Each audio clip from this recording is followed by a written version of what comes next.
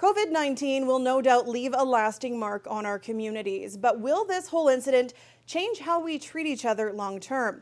I'm joined now by Chris Kutarna. He's an Oxford scholar who wrote an op-ed piece about how we will all come out of this pandemic wiser, but not kinder. Chris, why is wisdom more important than kindness, in your opinion?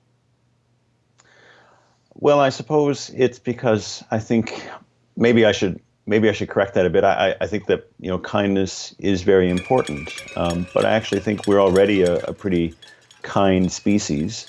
Where I think that we are lacking more is in our wisdom.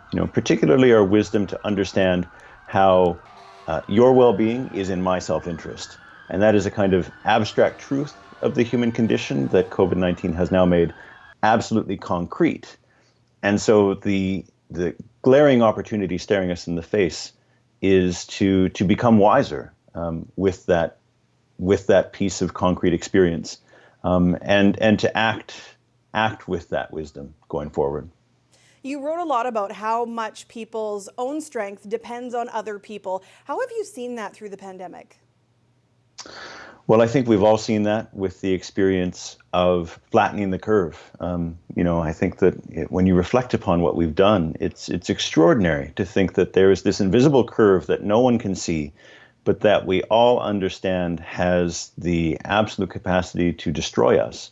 And based on that understanding, we've all changed our personal lives in some pretty radical ways.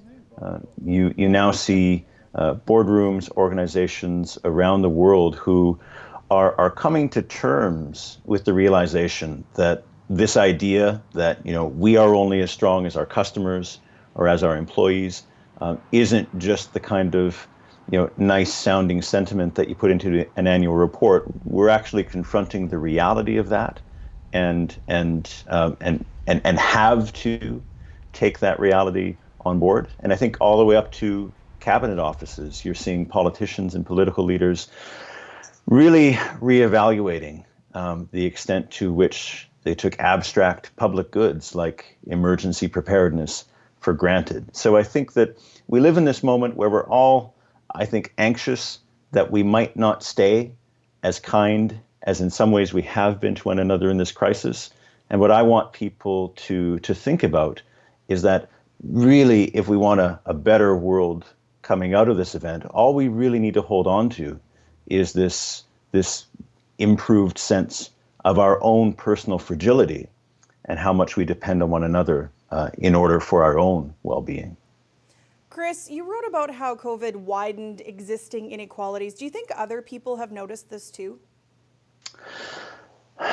I think that as we sort of move past the frenetic crisis phase that we were in, sort of the March Madness, to a time now where everything has sort of been spread out and there's more time to think and reflect. I think that now there is a greater appreciation that while we have a wonderful narrative about how we came together, this has also been a crisis where our compassion for one another has come up against some pretty familiar limits.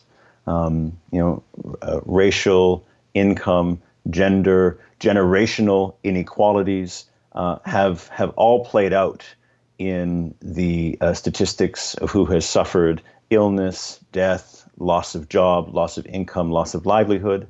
And so, and also just as we look around the world, I mean, Canada's doing a pretty good job.